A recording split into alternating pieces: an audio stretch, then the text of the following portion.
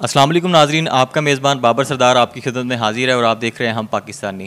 ناظرین، ویسے تو پوری دنیا میں حافظ قرآن ماشاءاللہ موجود ہیں اور ہر شہر ہر علاقے میں مدارس قائم ہیں جہاں پر بچوں کو قرآن پاک حفظ کروایا جاتا ہے۔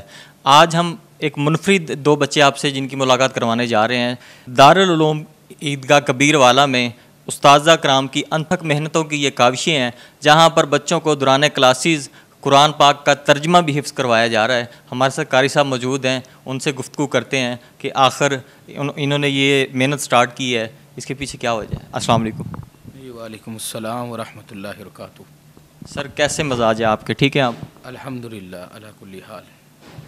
سر دو ماشاءاللہ حافظ قرآن بیٹھے ہیں جن کے بارے میں یہ سنا ہے کہ ان کو قرآن پاک کا ترجمہ بھی حفظ کروایا گیا ہے، تو کیا کہیں گے ان کے بارے میں؟ یہ ماشاءاللہ بہت اچھی کوشش ہے کہ حفظ کے دورانیہ ان کو ترجمہ مکمل یاد اور انگلش بمائے اردو اور قرآن مجید کے اندر جو مشہور و معروف واقعات ہیں ان کا بھی آیتوں کے اندر جو اشارہ موجود ہے اس کا بھی یہ آپ کو بچے مکمل حوالہ دیں گے ماشاءاللہ۔ پھر چلیں شروعات کرتے ہیں، آپ ان سے سوال کا آغاز کیجیے گا۔ جی 122 نمبر صفحہ 220 نمبر آیت۔ فی الدنیا والآخرہ۔ جی ماشاءاللہ جی۔ الذین آتیناہم الکتاب یعرفونہ کما یعرفون، یہ کون سے سپارے میں ہے اور یہ کون سی آیت ہے؟ پارہ نمبر 2 سیقول الصفحہ، اور آیت نمبر 146۔ اور اس صفحے کی ابتدا کہاں سے ہو رہی ہے؟ سیقول الصفحہ۔ اور اس پیج کی آخری آیت؟ لیکتمون الحق وهم یعلمون۔ اور جب تم زمین میں سفر کرو اور تمہیں اس بات کا خوف ہو کہ کافر لوگ تمہیں پریشان کریں گے، یہ کون سی آیت ہے اور کون سا سپارہ ہے؟ پارہ نمبر 5 والمحصنات من النساء وَإِذَا ضَرَبْتُمْ فِي الْأَرْضِ فَلَيْسَ عَلَيْكُمْ جُنَاحٌ أَن تَقْصُرُوا مِنَ الصَّلَاةِ۔ ماشاءاللہ جی۔ ان اللہ لا یظلم مثقال ذرہ، اس آیت کا ترجمہ سنائیں۔ اللہ ذرا برابر بھی کسی پر ظلم نہیں کرتا، اگر کوئی نیکی ہو تو اسے کئی گناہ بڑھا چڑھا کر ثواب دیتا ہے اور اپنے پاس خود عظیم ثواب دیتا ہے۔ ماشاءاللہ جی۔ میرا نام محمد اویس ارشاد ہے، میں یہاں پہ درجہ کتب میں استاد ہوں۔ ہمارے یہ جو بچہ انگلش ترجمہ کے لیے تیار کرنے میں محنت ہے وہ ہمارے استاد محترم قاری مبشر حسن صاحب کی ہے۔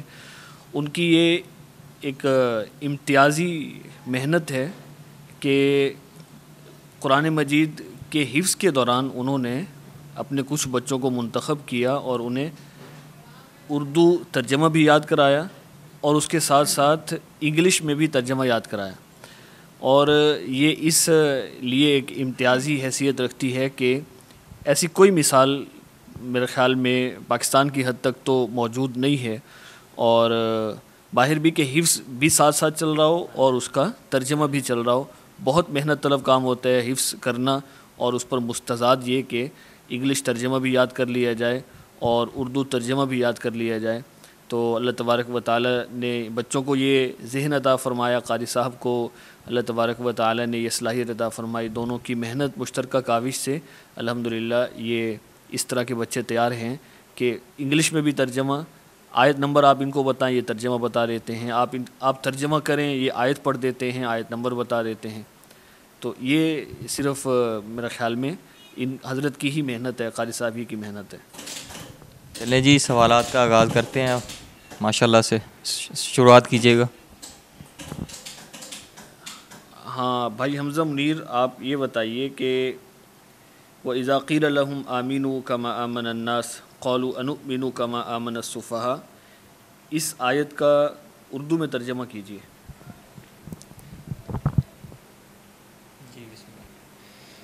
بسم اللہ الرحمن الرحیم۔ اور جب ان سے کہا جاتا ہے کہ تم بھی اسی طرح ایمان لے آؤ جیسے دوسرے لوگ ایمان لائے ہیں، تو وہ کہتے ہیں کہ کیا ہم بھی اسی طرح ایمان لائیں جیسے بیوقوف لوگ ایمان لائے ہیں۔ یاد رکھو یہی لوگ بیوقوف ہیں لیکن وہ یہ بات نہیں جانتے۔ اسی آیت کا انگلش میں ترجمہ کریں۔ When it is said to them, believe as people have believed, they said, shall we believe as the fool have believed. Beware, it is in fact they who are the fools.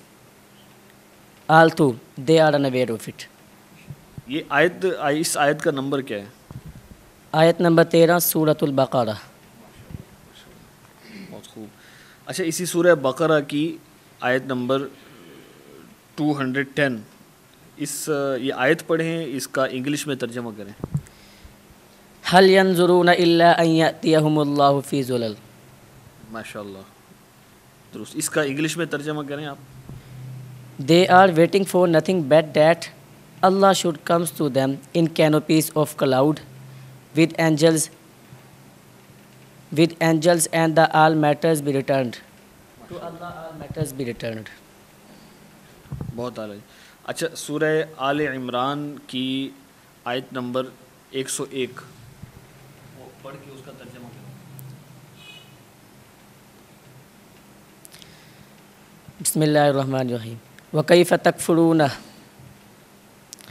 تَكْفُرُونَ وَأَنْتُمْ تُتْلَى عَلَيْكُمْ آيَاتُ اللَّهِ وَفِيكُمْ رَسُولُهُ. How could you disbelieve while you are the ones to whom the verses of Allah are recited, and amidst you is His messenger? Whoever brings Allah as his Lord, he is led to the straight path. اچھا یہ بتائیں حضرت عیسیٰ علیہ السلام کے معجزات جس آیت میں ذکر کیے گئے ہیں اس آیت کا انگلش ترجمہ کیجیے.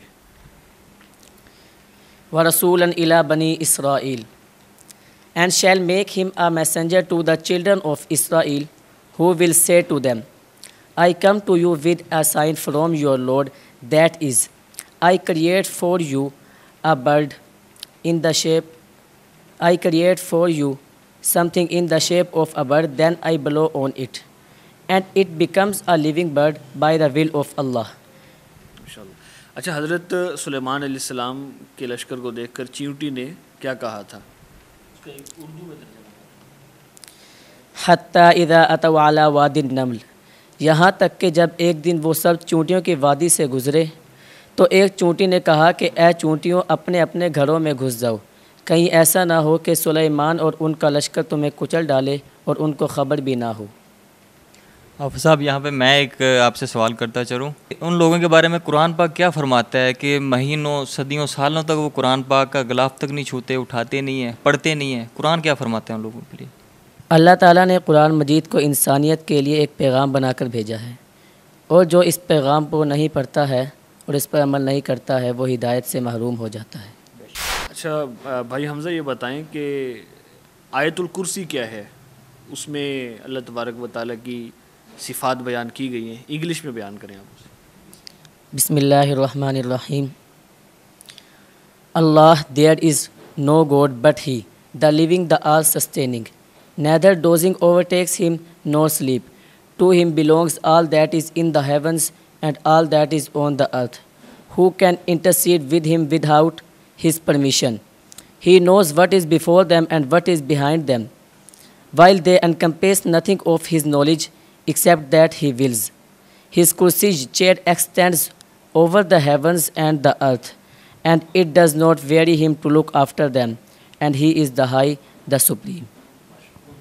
اچھا بیٹے یہ بتائیں کہ قارون کو اللہ تعالیٰ نے مال عطا فرمایا تھا لیکن وہ اس پہ سانپ بن کر بیٹھ گیا تھا, اس کے بارے میں قرآن کیا کہتا ہے؟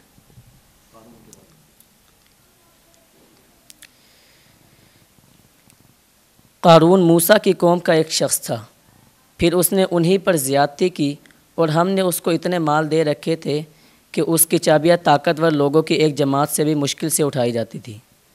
ایک وقت تھا جب اس کی قوم نے اس سے کہا کہ اتراؤ نہیں, بے شک اللہ اترانے والوں کو پسند نہیں کرتا, اور اللہ نے تمہیں جو کچھ دے رکھا ہے اس کے ذریعے آخرت والا گھر بنانے کی کوشش کرو, اور دنیا میں سے بھی اپنے حصے کو نظر انداز نہ کرو, اور جس طرح اللہ نے تم پر احسان کیا ہے تم بھی دوسروں پر احسان کرو, اور زمین میں فساد نہ مچاؤ کیونکہ اللہ فساد مچانے والوں کو پسند نہیں کرتا. اچھا سب سے کمزور گھر مکڑی کا ہے, اس کی آیت پڑھیں, قرآن پاک کی آیت. مثل الذین اتخذوا من دون اللہ اولیاء کمثل العنکبوت, جن لوگوں کو چھوڑ کر یہ لوگ دوسروں کو رکھوالا بناتے ہیں ان کی مثال ایسی ہے جیسے ایک مکڑی جس نے کوئی گھر بنا لیا ہو۔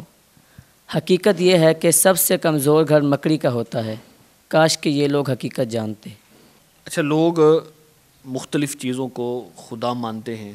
حضرت ابراہیم علیہ السلام نے ایسے لوگوں کو سمجھانے کے لیے چاند کی ایک مثال دی تھی کہ اگر چاند کو خدا بنایا جائے، خدا مان لیا جائے تو کیا ہوتا ہے، چاند کیوں نہیں بن سکتا خدا؟ جب حضرت ابراہیم علیہ السلام نے چاند کو چمکتے دیکھا تو انہوں نے کہا یہ میرا رب ہے، لیکن جب وہ غروب ہو گیا تو انہوں نے کہا اگر میرا پروردگار مجھے ہدایت نہ دے تو میں گمراہ لوگوں میں شامل ہو جاؤں۔ فلما رأى القمر بازغا قال هذا ربي فلما أفل قال لئن لم يهدني ربي لأكونن من القوم الضالين۔ یہ بتائیں، یہ آیت جو آپ نے پڑھی، چاند کو خدا اگر مان لیا جائے تو کیا ہوتا ہے، اسی آیت کون سی صورت کی ہے اور آیت نمبر کیا ہے؟ آیت نمبر 77 سورۃ الانعام، پارہ نمبر 7 وَإِذَا سَمِعُوا۔ جی ناظرین، بچوں سے بھی سوالات کا سیشن جاری تھا۔ قاری صاحبان نے بھی ان سے مختلف سوالات کیے اور ان سے مختلف آیات سنی، ان کے ترجمات سنے، انگلش میں بھی سنے، اردو میں بھی سنے۔ یہ صرف اور صرف خانے وال کی تحصیل کبیر والا کے قاری صاحبان کی انتھک محنت ہے کہ جہاں پر ایسے نایاب ہیرے ماشاءاللہ الحمدللہ تیار کیے جا رہے ہیں۔ ہمارے ساتھ قاری صاحبان موجود ہیں، ان کو بھی گفتگو میں شامل کرتے ہیں اور ان سے جانتے ہیں کہ آخر کار وہ یہ سب کچھ کیسے مینج کر رہے ہیں۔ السلام علیکم۔ وعلیکم السلام ورحمۃ اللہ وبرکاتہ۔ سر جی ماشاءاللہ سے بڑے ٹیلنٹڈ بچے ہیں اور بڑی محنتیں ہیں آپ کی الحمدللہ، اللہ تعالیٰ آپ کو استقامت دے۔ اور کیا پیغام دینا چاہیں گے دیکھنے والوں کو؟ دیکھنے والے کو ایک ہی پیغام دینا چاہتا ہوں کہ آئیے تمام مدارس کی طرف آپ بھی توجہ کریں، اور خاص طور پر ہمارے اس کبیر والا کے عظیم یہ جو یونیورسٹی ہے، یہ ادارہ ہے دارالعلوم، اس کی طرف بھی توجہ دیں کہ اپنے ان بچوں کو جو ذہین ہیں آپ ان کو بجائے سکول میں ڈالنے کے آپ ان مدرسوں میں ڈالیں، تاکہ ان کو دینی تعلیم بھی حاصل ہو جائے اور دنیاوی تعلیم بھی حاصل ہو جائے، یعنی ان کے دونوں جہان بن جائیں گے میرے خیال میں۔ تو عموماً دیکھنے میں یہ آیا کہ اکثر جو ماشاءاللہ جو ہائی لیول کے کچھ لوگ ہیں وہ اپنے بچوں کو ماشاءاللہ سکولوں میں تو بھیجتے ہی ہیں، کالجوں میں بھیجتے ہیں، لیکن اپنے ان ذہین بچوں کو یہاں بھی بھیجنا چاہیے، ان کو چاہیے کہ وہ اس طرف بھی کوئی توجہ کریں۔ ایسا میرے خیال ہے کلاسز کا آغاز ہو چکا ہے، تو ٹائم ٹیبل کیا ہے یہاں کا ادارے کا، اور باقی جو آپ کے انتظامات ہیں ان کے بارے میں بتائیے گا۔ ماشاءاللہ صبح جو جامعہ جب سٹارٹ ہوتا ہے تقریباً 6:30 بجے، اور مسلسل پھر اس دوران درجہ کتب بھی، درجہ حفظ بھی، اور یہ ہمارے یہ بچے بھی سب جو ہے نا وہ اپنی اپنی محنت پر لگے رہتے ہیں 11:30 بجے تک۔ پھر اس کے بعد تھوڑی دیر کے لیے ریسٹ ہوتا ہے، پھر جو ہے وہ کیلولہ کرتے ہیں، یعنی آرام کرتے ہیں، سونے کے بعد نماز پڑھیں گے، نماز کے بعد سے پھر سٹارٹ ہو جائے گی، پھر عصر تک، پھر عصر تا مغرب ریسٹ ہوگا، پھر مغرب سے عشاء تک، اور عشاء کے کچھ دیر بعد تک۔ ماشاءاللہ یہ تمام اساتذہ اور جامعہ کے تمام معاونین بھی اس میں وہ محنت کر رہے ہیں، ہر ایک اپنے اپنے دائرے میں کر رہا ہے، معاونین جو ہے وہ خرچ کر رہے ہیں اور اساتذہ پڑھا رہے ہیں اور بچے خود پڑھ رہے ہیں۔ اچھا قاری صاحب، اختتام میں یہ بتاتے چلیں کہ ماشاءاللہ سے 7 ایکڑ رقبے بھی محیط ہے یہ دارالعلوم، اخراجات کیسے مینیج ہو رہے ہیں؟ یہ سوال میرے خیال میں مفتی اویس صاحب مجھ سے بھی زیادہ۔ جی مفتی اویس صاحب کی طرف چلتے ہیں، ان سے پوچھتے ہیں۔ سر سوال میرا یہی ہے کہ ماشاءاللہ سے طلباء کی تعداد بھی کافی زیادہ ہے، اور اخراجات کیسے مینیج ہو رہے ہیں؟ بسم اللہ الرحمن الرحیم۔ جیسا کہ آپ نے بتایا ہے کہ اس وقت دارالعلوم میں 3000 کے لگ بھگ میل فیمیل طلباء و طالبات تعلیم حاصل کر رہے ہیں، اور ان کی رہائش کے اخراجات بھی ادارہ ادا کرتا ہے، ان کے کھانے کے اخراجات بھی ادا کرتے ہیں، اور بکس بھی ان کو ادارہ ہی مہیا کرتا ہے۔ اور یہ جو اخراجات ہیں وہ ہمارے اہل اسلام جو شہر سے تعلق رکھتے ہیں، کبیر والا سے، خانے وال سے، قرب و جوار کے علاقوں سے، تو یہیں سے تمام اخراجات الحمدللہ اللہ تبارک و تعالیٰ پورے فرماتے ہیں۔ اور بسا اوقات تو ایسے حضرات بھی آتے ہیں ہمارے مختلف باکسز ہیں وہاں پہ ڈال کے لاکھوں روپے چلے جاتے ہیں اور اپنا نام تک شو نہیں کرتے، بتاتے نہیں ہیں کہ ہم کون ہیں. اگر کسی نے آ کر ہمارے پاس رسید بنواتے ہیں تو اپنا نام شو نہیں کرتے، وہ کہتے ہیں کہ بندہ خدا. تو ہم خود حیران ہیں اور تمام اساتذہ بھی حیران ہوتے ہیں، بلکہ ہر مدرسے کے جو انتظامیہ ہے وہ محض اللہ تبارک و تعالیٰ کے توکل پر ہی یہ سارا سلسلہ چل رہا ہے. اللہ تبارک و تعالیٰ اہل خیر کے، اہل اسلام کے دلوں میں ڈالتے ہیں اور وہ ان کے ذریعے یہ اخراجات الحمدللہ پورے ہوتے ہیں. اور یہ جو تعمیرات ہیں ادارے کی، آپ نے ویڈیو کے اندر مشاہدہ کی ہیں، یہ ہر تعمیر پہ کروڑوں روپے خرچ ہو چکے ہیں. اب بھی ہمارا ایک منصوبہ ہے دارالقرآن کی تعمیر کا، جس میں 40 درسگاہیں انشاءاللہ وہ منصوبے میں شامل ہیں. اس میں حفظ قرآن کی تمام درسگاہیں ہیں، اس کا بھی اس کی تخمینہ لاگت تقریباً 12 کروڑ روپے ہے. تو اللہ تعالیٰ کے فضل و کرم سے امید ہے جیسے اللہ تعالیٰ نے پہلی اتنی بڑی اور عظیم تعمیرات کرا دی ہیں تو یہ بھی انشاءاللہ مختصر عرصہ میں مضبوط طریقے سے بہت جلد انشاءاللہ مکمل ہو جائیں گی.